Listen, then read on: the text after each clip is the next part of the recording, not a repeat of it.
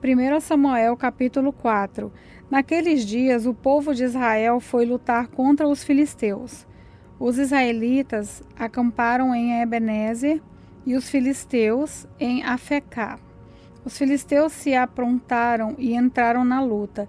Eles venceram os israelitas, matando no campo de batalha mais ou menos 4.000 soldados. Quando aqueles que tinham escapado voltaram ao acampamento, os líderes do povo de Israel diziam: por que é que o Senhor Deus deixou que os filisteus nos vencessem hoje?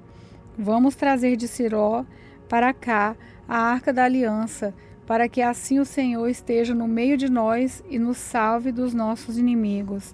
Então mandaram mensageiros a Siló para trazerem a arca da aliança do Senhor Todo-Poderoso, que se assenta no seu trono entre os querubins. E Ofni e Finéias, os dois filhos de Eli, vieram junto com a arca. Quando a arca chegou, os israelitas gritaram tão alto que a terra tremeu. Os filisteus ouviram os gritos e disseram: escutem esses gritos nos acampamentos dos hebreus. O que será que aconteceu?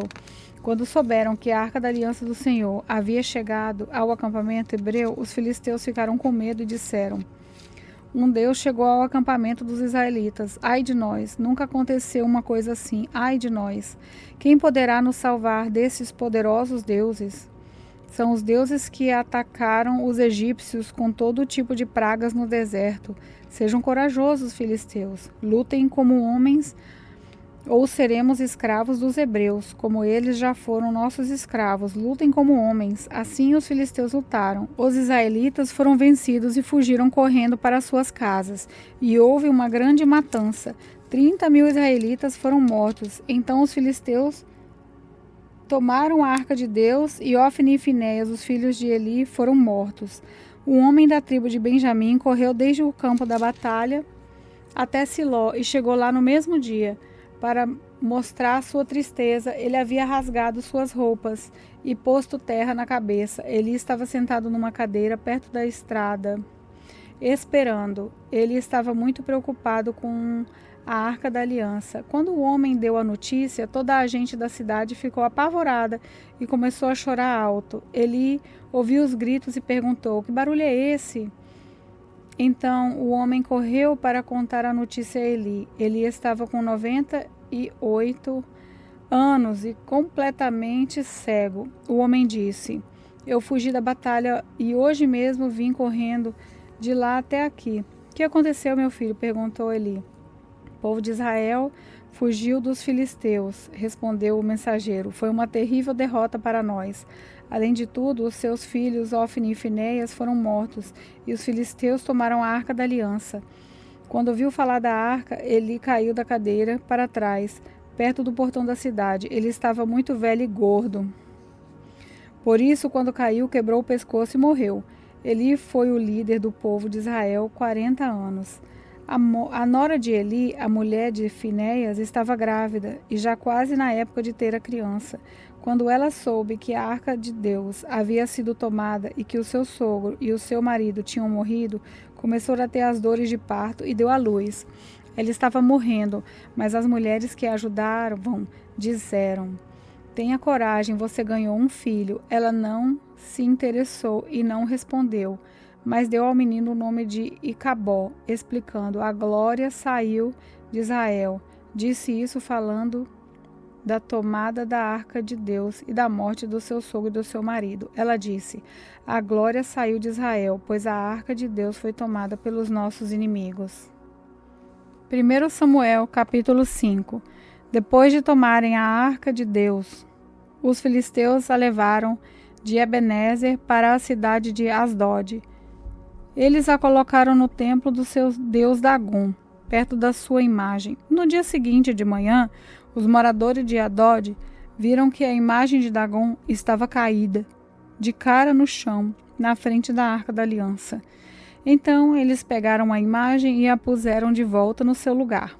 No dia seguinte de manhã, viram que ela estava caída de novo na frente da arca, e a cabeça e os 2 braços da imagem estavam quebrados, caídos na soleira da porta. Somente o corpo estava inteiro. E por isso que até hoje os sacerdotes de Dagom e todos os que adoram em Asdod não pisam aquele lugar. E o Senhor Deus castigou duramente o povo de Asdod. Fez com que todo o povo dali e da vizinhança ficasse cheio de tumores. Quando eles viram isso, disseram: o Deus de Israel está castigando a nós e aos nosso Deus Dagom. Não podemos mais deixar que a arca de Deus de Israel fique aqui. Então mandaram que alguns mensageiros fossem chamar todos os 5 governadores filisteus e lhes perguntaram: que vamos fazer com a arca de Deus de Israel? Levem para as cidades de Gade, responderam eles. Então os filisteus a levaram para lá. Mas depois que a arca chegou ali, o Senhor castigou a cidade e pôs medo nos seus moradores. Apareceram tumores em todas as pessoas da cidade, tanto nas mais importantes como as mais humildes. Então enviaram a arca da aliança para a cidade de Ecrom.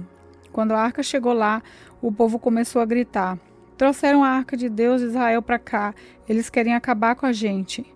Então mandaram que alguns mensageiros dissessem a todos os governadores filisteus: mandem a arca do Deus de Israel de volta para seu lugar, para que ela não mate a nós e as nossas famílias. Houve morte e destruição em todas as cidades, por causa do castigo severo de Deus. Os que não morreram ficaram cheios de tumores, e os gritos dos moradores da cidade subiram até o céu. 1 Samuel, capítulo 6. Já fazia 7 meses que a arca da aliança estava na terra dos filisteus. Aí eles chamaram os seus sacerdotes e os seus mágicos e perguntaram: que faremos com a arca do Senhor? Se a mandarmos de volta, o que deveremos enviar junto com ela? Eles responderam: se vocês mandarem de volta a arca do Deus de Israel, não a enviem sem uma oferta. Mandem junto uma oferta para pagar pelo pecado de vocês. Assim vocês serão curados e saberão por que motivo ele continuou a castigá-los. Que oferta devemos mandar? Perguntaram os filisteus. Os sacerdotes e os mágicos responderam: mande 5 tumores feitos de ouro e 5 ratos também de ouro, de acordo com o número dos governadores filisteus, pois os 5 governadores foram atingidos pela mesma praga que caiu sobre vocês. Façam imitações dos tumores e dos ratos que estão destruindo a nossa terra e deem como presente em homenagem ao Deus de Israel. Assim ele talvez pare de castigar vocês, os seus deuses e a sua terra. Por que razão vocês seriam tão teimosos quanto o rei do Egito e dos egípcios? Não esqueçam que Deus zombou deles até que eles deixassem os israelitas saírem do Egito. Façam o seguinte: arranjem 2 vacas que ainda não puseram carroça e amarrem as 2 em uma carroça nova. Depois, toquem os bezerros delas para o curral. Então, peguem a arca do Senhor Deus e a coloquem na carroça. Ponham também numa caixa, do lado da arca, as imitações de ouro que vocês vão mandar ao Deus de Israel como oferta para pagamento pelos seus pecados. Aí, toquem as vacas para a frente e deixem que elas vão para onde quiserem. E prestem atenção: se a carroça for na direção da cidade de Bet-Semes, isso quer dizer que foi o Deus dos israelitas que nos mandou este grande mal. Mas se isso não acontecer, então quer dizer que não foi ele que mandou essa praga, e sim que ela veio por acaso. Os filisteus fizeram o que os seus sacerdotes e mágicos haviam dito. Pegaram 2 vacas e as amarraram à carroça e prenderam os bezerros no curral. Depois puseram a arca do Senhor Deus na carroça, junto com a caixa onde estavam os ratos e os tumores de ouro. Então as vacas foram diretamente para a cidade de Bet-Semes, andando e mugindo, sem se desviar do caminho. E os 5 governadores filisteus a seguiram até a divisa de Bet-Semes. O povo de Bet-Semes estava colhendo trigo no vale, De repente, eles olharam e viram a Arca da Aliança e ficaram muito alegres. A carroça, puxada pelas vacas, chegou até a plantação de Josué, de Bet-Semes, e parou perto de uma grande pedra. Então os moradores dali cortaram em pedaços a carroça de madeira, mataram as vacas e as queimaram em sacrifício a Deus o Senhor. Os levitas pegaram a arca do Senhor e a caixa com as imitações de ouro e puseram em cima da grande pedra. Naquele dia, o povo de Bet-Semes apresentou ao Senhor ofertas que foram completamente queimadas e também sacrifícios de animais. Os 5 governadores filisteus viram isso e no mesmo dia voltaram para Ecrom. Os filisteus mandaram a Deus, o Senhor, os 5 tumores de ouro como oferta em pagamento pelos seus pecados, um por cidade, Asdod, Gaza, Asgelon, Gate e Ecrom. Mandaram também 5 ratos de ouro, de acordo com o número das cidades governadas pelos 5 governadores filisteus, isso é, as 5 cidades protegidas por muralha e os povoados que ficavam ao seu redor. Na plantação de Josué, que era natural de Bet-Semes, a arca de Deus foi colocada em cima de uma grande pedra, e essa pedra ainda está ali, como prova do que aconteceu. 70 homens de Bet-Semes olharam para dentro da arca da aliança, e por isso o Senhor os matou. O povo chorou por causa dessa grande matança que Deus fez entre eles. Então, os moradores de Bet-Semes disseram: quem pode ficar diante do Senhor, esse Deus tão santo? Para onde mandaremos a sua arca, a fim de que ele fique longe de nós? Aí enviaram mensageiros para dizerem ao povo da cidade de Jearim: os filisteus devolveram a arca da aliança do Senhor. Desçam até aqui e levem a arca. 1 Samuel capítulo 7. Então os homens da cidade de Jearim foram até lá e levaram a arca do Senhor. Eles a colocaram na casa de Abinadad, que ficava num morro, e escolheram e separaram o seu filho Eleazar para tomar conta dela. A Arca da Aliança ficou na cidade de Jearim bastante tempo, isso é, mais ou menos 20 anos. Durante esse tempo, todos os israelitas oravam a Deus o Senhor, pedindo ajuda.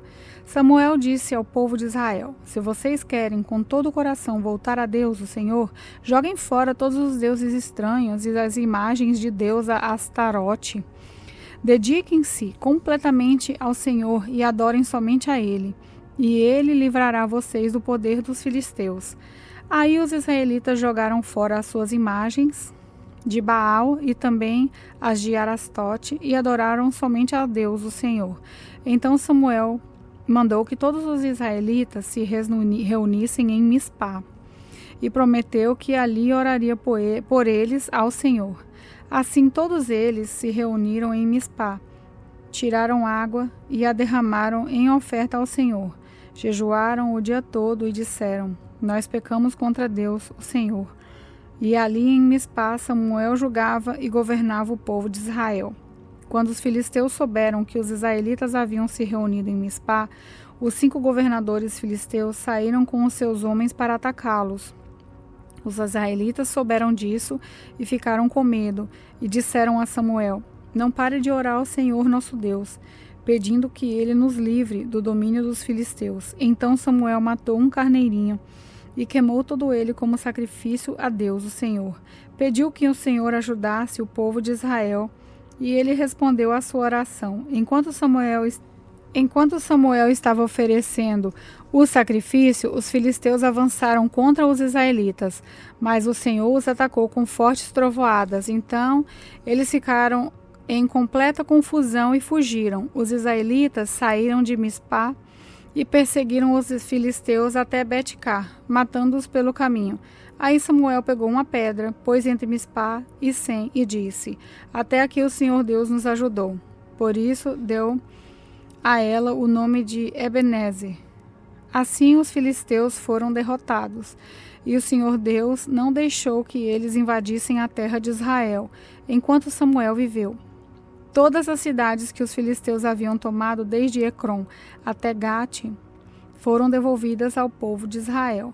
Dessa maneira, os israelitas receberam de volta toda a sua terra, e também houve paz entre os israelitas e os amorreus, até o fim da vida de Samuel. Samuel foi chefe e juiz do povo de Israel. Todos os anos ele ia a Betel, Gilgal e Mispa, e nesses lugares resolvia as questões que o povo lhe apresentava. Depois voltava para sua casa na cidade de Ramá, onde também era juiz. E em Ramá, Samuel construiu um altar para Deus, o Senhor.